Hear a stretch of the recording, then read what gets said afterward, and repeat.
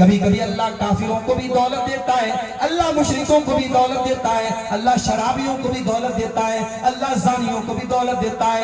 ان ربک یبسط الرزق لمن یشاء ویقدر، اللہ جس کو چاہتا ہے روزی کھول کر کے دیتا ہے اور جس کو چاہتا ہے روزی تنگ کر دیتا ہے۔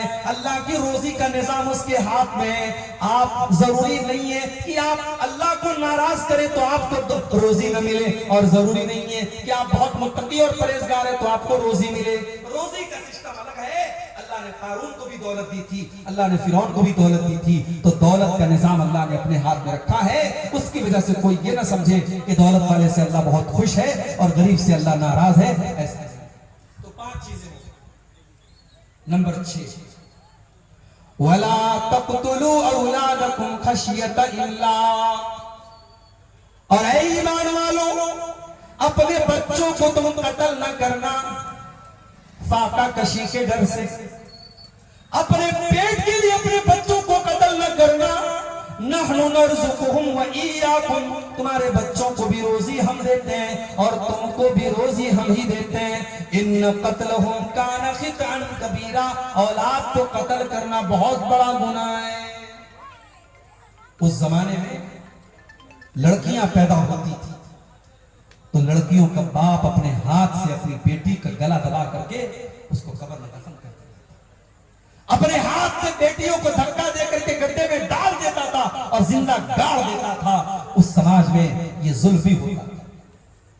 قرآن میں اللہ بیان کرتا ہے وَإِذَا بُشِّرَ أَحَدُهُم بِالْأُنثَىٰ ظَلَّ وَجْهُهُ مُسْوَدًّا وَهُوَ كَظِيمٌ، جب کسی باپ کے گھر میں لڑکی پیدا ہوتی تھی تو لڑکی کے باپ کا چہرہ کالا پڑ جاتا تھا۔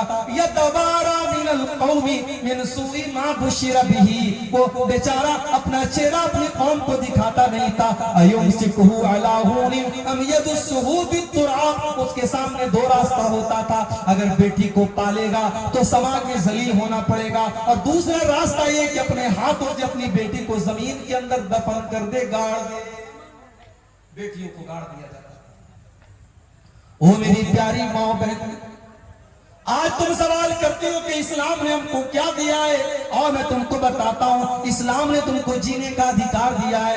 1400 سال پہلے عرب کی دھرتی پر اور مکے کی دھرتی پر لڑکیوں کو پیدا ہونے کے بعد مار دیا جاتا تھا۔ میرے نبی دنیا میں آئے، آپ نے اس رواج کو ختم کیا۔ آپ نے دنیا والوں کو بتایا بیٹی کلنک نہیں ہے، بیٹی پاپ نہیں ہے، بیٹی بوجھ نہیں ہے، بیٹی تو رحمت بن کر کے آتی ہے۔ آپ نے بیٹی کو قتل کرنے والے باپ سے کہا وَإِذَا الْمَوْءُودَةُ سُئِلَتْ بِأَيِّ ذَنبٍ قُتِلَتْ، اے بیٹیوں کے قاتلوں، اے بیٹیوں کو قتل کرنے والوں، کل قیامت کے دن اللہ کی بارگاہ میں تم کو حساب دینا پڑے گا۔ تم نے بیٹی کو کیوں مارا، تم نے بیٹی کو کیوں قتل کیا، تمہیں اللہ کے حساب دینا پڑے گا۔ میرے نبی نے دنیا والوں کو یہ بھی پیغام دیا من آل جاریتین، جس کو اللہ نے 2 بیٹیاں دے دی اور 2 بیٹیوں کو اس نے اچھے طریقے سے پالا پوسا، یہاں تک کہ بیٹیاں جوان ہو گئی، جا یوم القیامت انا وہو کہاتین، آپ نے اپنی دونوں انگلیوں سے اشارہ کر کے فرمایا کہ 2 بیٹیوں کی پرورش کرنے والا کل قیامت کی اپنے نبی کے ساتھ جنت میں جائے گا۔ جس طریقے سے یہ دونوں انگلیاں ایک دوسرے کے ساتھ جڑی ہوئی ہیں وہ جنت میں اپنے نبی کے ساتھ جائے گا۔ جب میری تیسری بیٹی پیدا ہوئی تو میرے بعض دوستوں نے کہا کہ آپ کی تو جنت پکی ہو گئی، مذاق کے طور پہ کہا، لیکن حقیقت میں اگر اس حدیث کی روشنی میں دیکھو تو 2 بیٹیوں کی صحیح پرورش کرنے والے کو اللہ کے نبی جنت کی بشارت سنا ہے۔ مگر آج کیا ہو رہا ہے؟ 2023 چل رہا ہے، ہمارا بھارت چاند پر پہنچ گیا، چندرما کے اوپر ہمارا نام، بھارت کا نام پہنچ گیا، مگر آج 2023 میں بھی بھارت کے اندر سرکار کو اسکیم نکالنی پڑتی ہے بیٹی پڑھاؤ بیٹی بچاؤ۔ بیٹی بچاؤ کا نعرہ کیوں لگانا پڑتا ہے، کبھی آپ نے غور کیا؟ کیونکہ ہر سال ہمارے بھارت دیش میں ہزاروں نہیں لاکھوں کی تعداد میں بیٹیاں اپنی ماں کے پیٹ میں ایبارشن کے ذریعے مار دی جاتی ہیں۔ ڈاکٹروں کے یہاں لکھا ہوا دیکھا ہوگا آپ نے، ہمارے یہاں لنگ کی جانچ کرنا अपराध है हमारे यहाँ, यानी माँ के पेट में लड़का है कि लड़की, हमारे यहाँ जांच नहीं होती है, लिखा होता है, मगर टेबल के नीचे डॉक्टर लोग भी सेटिंग कर लेते हैं। अल्ट्रासाउंड होता है, पता चला लड़की पैदा होने वाली है। बीवी से कहता है नहीं, 4 बेटियां मेरे पास ऑलरेडी मौजूद हैं, इनकी कैसे शादी करूंगा, इनके जहेज का इंतजाम कैसे करूंगा, मुझे नहीं चाहिए लड़की। और डॉक्टर से कहता है इसका एबॉर्शन कर दो, और मां के पेट में वो लड़की मार दी जाती है। और बेदर्दी और बेरहमी इस कदर होती है मेरे भाइयों, अगर आप एबॉर्शन का वीडियो जाकर के यूट्यूब पर देख लें तो शायद आपकी आंखों से आंसू आ जाए।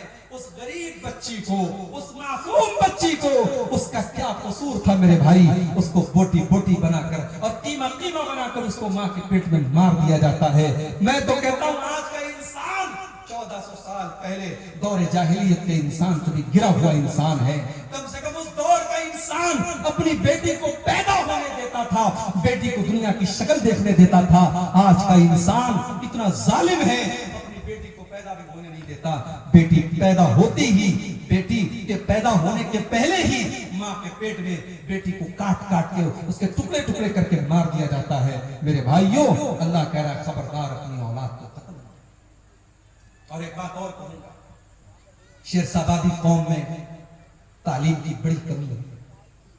ठीक है, आपके यहाँ बहुत माशाअल्लाह डॉक्टर भी हुए, इंजीनियर भी हुए, आप ही की बिरादरी के एक आलिम मदीना मुनव्वरा में उन्होंने दर्स भी दिया, डॉक्टर अमानुल्लाह मदनी, ये सारी चीजें उपलब्धि है हमारे पास। मगर आज ओवरऑल अगर आप बात करें हमारी इस बिरादरी में आज तालीम की बड़ी कमी है।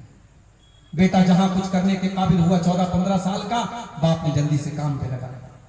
बेटा पढ़ने में तेज था, उसके अंदर टैलेंट कूट कूट करके भरा था, वो डॉक्टर बन सकता था, वो इंजीनियर बन सकता था, वो वकील बन सकता था। मगर बाप ने ये सोचा नहीं, बेटा बड़ा हो गया, अब कमा के लाए, पहले हमें कुछ आसानी आ जाए। बाप ने बेटे की पढ़ाई छुड़ा दी और बेटे को अपने साथ काम पे लगा दिया। माफ करना मेरे भाइयों, औलाद को कत्ल करने का मतलब यही नहीं है कि उसके गले पे छुरी चला दी जाए। औलाद को कत्ल करने का मतलब ये भी है कि उसको पढ़ाई और एजुकेशन और शिक्षा के अधिकार से महरूम कर दिया जाए। अगर आपका बच्चा और आपकी बच्ची पढ़ाई में तेज है और पढ़ने में वो इंटरेस्ट रखता है और आप अपने फायदे के लिए उसकी पढ़ाई छुड़ा रहे हैं, तो ये भी औलाद को कत्ल करना है। और इस मामले में हमसे बहुत बेहतर हमारे गैर मुस्लिम भाई हैं।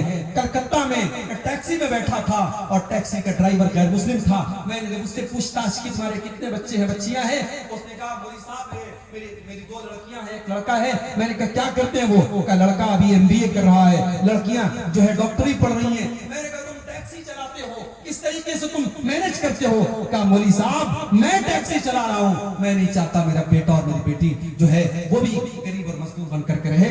मैं पढ़ा रहा हूँ, मैं रूखी सूखी खा रहा हूँ और किराए के मकान पे रह रहा हूँ और कलकत्ता के अंदर मैं टैक्सी चला रहा हूँ, मगर अपने बच्चों को मैं हायर एजुकेशन दे रहा हूँ, मैं उनको आला तालीम दे रहा हूँ। ये सोच एक गैर मुस्लिम की है, ये सोच हमारी कब बनेगी? मेरे भाइयों, आज मुसलमान के इलाकों में चले जाओ, आपको बेहतरीन खाने पीने की दुकानें मिलेगी, बेहतरीन होटल मिलेगा।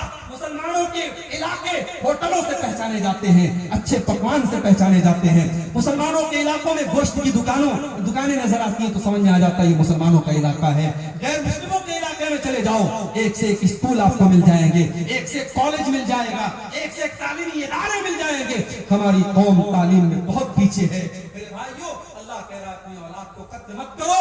औलाद को तालीम से महरूम करना ये भी आज के दौर में कत्ल से कम नहीं है, इसलिए अपने बच्चों को पढ़ाओ। हमारे नबी के ऊपर कुरान की पहली जो वही नाज़िल हुई थी, इक़रा बिस्मि रब्बिकल लज़ी खलक़, उसमें पढ़ने का हुक्म दिया गया था। मैं नहीं कहता जरूरी नहीं आप स्कूल में पढ़ाओ, मदरसे में पढ़ाओ, कहीं पर भी पढ़ाओ, लेकिन बच्चों और बच्चियों को पढ़ाओ, उनकी तालीम आप अपने फायदे के लिए करें। 6 चीजें हो गई। 7वीं चीज, वला तक़रबुज़्ज़िना इन्नहु काना फ़ाहिशतन व साअ सबीला। और ऐ मेरे बंदो, तुम ज़िना के करीब भी न जाना, तुम ज़िना के पास भी न जाना। हाय हाय, अल्लाह ये भी तो कह सकता था ज़िना मत करो, अल्लाह ने ये नहीं कहा।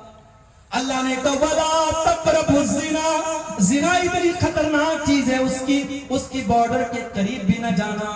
نیپال کی بارڈر پر آپ چلے جاؤ، ابھی بارڈر شروع بھی نہیں ہوا ہے، ابھی آپ انڈیا کے اندر موجود ہیں، لیکن بھی ایسے کے خیمے لگے ہوئے ہیں، بارڈر کے جو سپاہی ان کے خیمے لگے ہوئے ہیں، بارڈر کی سرکشا کرنے والے سپاہیوں کی وہاں پہ ان کے خیمے لگے ہوئے ہیں، جو یہ بتا رہے ہیں کہ بارڈر قریب آ چکی ہے، اب یہاں سنبھل کر کے رہنا ہے، آپ بارڈر پر کوئی ہتھیار لے کر کے نہیں جا سکتے، کوئی انلیگل چیز، کوئی غیر قانونی چیز لے کر کے نہیں جا سکتے۔ میرے بھائیوں، اللہ کہہ رہا ہے وَلَا تَقْرَبُوا الزِّنَا، میرے بندو تم زنا کے قریب بھی نہ جانا۔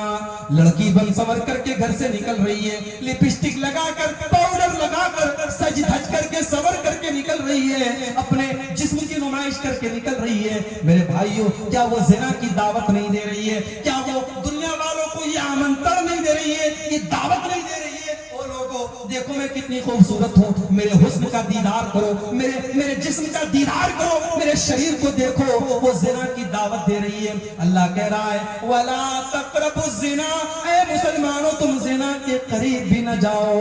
مسلمان لڑکی جب گھر سے نکلے تو اللہ کے نبی فرماتے ہیں وہ خوشبو لگا کر کے نہ نکلے، وہ خوشبو لگا کر کے بھی نہ نکلے۔ اگر مسجد میں جانا ہے، نماز پڑھنے جانا ہے، تو نماز پڑھنے کے لیے وہ خوشبو لگا کر کے نہیں جا سکتی۔ میری پیاری ماں بہنوں، آپ جلسے میں آ رہی ہیں، آپ تقریر سننے کے لیے جا رہی ہیں، رات رات بھر آپ تقریر سنیں گی، قرآن و حدیث کی باتیں سنیں گی۔ آپ جوان لڑکی، آپ کی 18-22 سال کی، 20 سال کی لڑکی، وہ سچ کر کے، سمر کر کے، وہ دنیا بھر کا میک اپ کر کے، وہ خوشبوؤں میں اپنے آپ کو بسا کر کے اپنے گھر سے نکل رہی ہے۔ یہ کہاں سے جائز ہو گیا؟ یہ بھی ناجائز ہے میرے بھائیوں، یہ بھی زنا کی دعوت دینا ہے۔ اور آج آپ کے سیمانچل کی بہت ساری لڑکیاں، آج انسٹاگرام پر ان کے فالوور لاکھوں کی تعداد میں، لڑکی مسلمان ہے، کشن گنج کی رہنے والی ہے، پورنیہ کی رہنے والی ہے، ارڑیا کی رہنے والی ہے، مسلمان لڑکی ہے، وہ اپنے ریلز ڈالتی ہے، اپنی تصویریں ڈالتی ہے، اپنے ویڈیوز ڈالتی ہے، دنیا والے اس کے اوپر کمنٹ کرتے ہیں ماشاءاللہ ویری کیوٹ، ویری بیوٹیفل، اس کی تعریفیں ہو رہی ہیں۔ اے مسلمان لڑکی، کیا تو نے اپنے رب کا قرآن نہیں پڑھا؟ تیرے رب کا قرآن کہتا ہے وَلَا يُبْدِينَ زِينَتَهُنَّ، اے مسلمان عورت، تجھے اپنی زینت کو ظاہر نہیں کرنا ہے، تو سر سے پیر تک زینت ہے، تجھے اپنا چہرہ بھی دنیا والوں کے سامنے نہیں دکھانا ہے۔ تیرے جب تو پاؤں چلے، جب تو زمین پر چلے تو تیرے پائر کی جھنکار بھی غیر مردوں تک نہیں جانی چاہیے۔ قرآن کہتا ہے وَلَا يَضْرِبْنَ بِأَرْجُلِهِنَّ، اے مسلمان عورتوں، جب تم چلا کرو تو اپنے پاؤں کو زمین پہ زور زور سے مار کر کے نہ چلا کرو، تمہارے پائر کی جھنکار بھی غیر مردوں کے کانوں تک نہیں جانی چاہیے۔ زنا کے قریب نہیں جانا ہے۔ گھر میں جوائنٹ فیملی سسٹم ہے، دیور بھی اسی گھر میں رہتا ہے، بھابی بھی اسی گھر میں رہتی ہے، بھابی کچن میں کام کر رہی ہے، دیور جا کے ہنسی مذاق کر رہا ہے، بھابی کو ٹچ کر رہا ہے، بھابی کو چھو رہا ہے، بھابی سے ولگر باتیں کر رہا ہے، بھابی کو بھی کوئی فرق نہیں پڑ رہا ہے، بھابی دیور کے سامنے جیسے تیسے بیٹھی ہوئی ہے، جیسے تیسے اپنے کپڑے کو سنبھال بھی نہیں رہی ہے۔ کیا یہ زنا کی دعوت دینا نہیں ہے؟ میرے بھائیوں، اللہ کے نبی فرماتے ہیں ایاکم والدخول علی النساء، جو عورتیں تمہارے لیے غیر محرم ہے، غیر محرم عورتوں سے اکیلے میں نہ ملا کرو، تنہائی میں نہ ملا کرو، دیور اپنی بھابی سے اکیلے میں نہ ملے، جیجا اپنی سالی سے اکیلے میں نہ ملے، تنہائی میں نہ ملے۔ کیوں؟ صحابہ نے پوچھا ہے اللہ کے نبی، کیا دیور اپنی بھابی سے بھی نہیں مل سکتا؟ کیا جیجا اپنی سالی سے بھی نہیں مل سکتا؟ آپ نے فرمایا الحم الموت، دیور اپنی بھابی کے لیے موت کے سامان ہے، جیجا اپنی سالی کے لیے موت کے سامان ہے۔ آج کتنے رشتوں میں، آج جیجا سالی کے درمیان اویدھ سمبند چل رہے ہیں، کتنے گھروں میں بھابی اور دیور کے بیچ میں ناجائز تعلقات پنپ رہے ہیں۔ میرے بھائیوں، قرآن کہہ رہا ہے وَلَا تَقْرَبُوا الزِّنَا، تم زنا کے قریب بھی نہ جانا۔ یہ تو دیور تو غیر محرم ہے۔ لڑکی جوان ہو گئی، اپنے سگے بھائی کے سامنے بھی، اپنے باپ کے سامنے بھی، اپنے سسر کے سامنے بہو کو بھی اپنا دوپٹہ اپنے سینے پر رکھنا ہے۔ یہ نہیں کہ چلو یہ تو میرا باپ ہے، یہ تو میرا بھائی ہے، یہ تو میرا بیٹا ہے۔ قرآن کہتا ہے وَلْيَضْرِبْنَ بِخُمُرِهِنَّ عَلَى جُيُوبِهِنَّ، اے مسلمان عورتوں، اپنے گریبانوں پر اپنا دوپٹہ ہمیشہ رکھا کرو۔ اپنے گھر میں اپنے محرم رشتہ داروں کے سامنے بھی تمہیں اپنا دوپٹہ اپنے سینے پر رکھنا ہے۔ لڑکی کالج جا رہی ہے، ٹھیک ہے، کالج میں پڑھانے والا ٹیچر مرد ہے، جینٹس ہے، وہاں اس سے ٹیچر سے بات کرنا ہے، لڑکی دکان پہ سامان لینے گئی، دکاندار جینٹس ہے، مرد ہے، اس سے بات کرنا ہے، کسی غیر محرم سے بات کرنے کی ضرورت پڑ گئی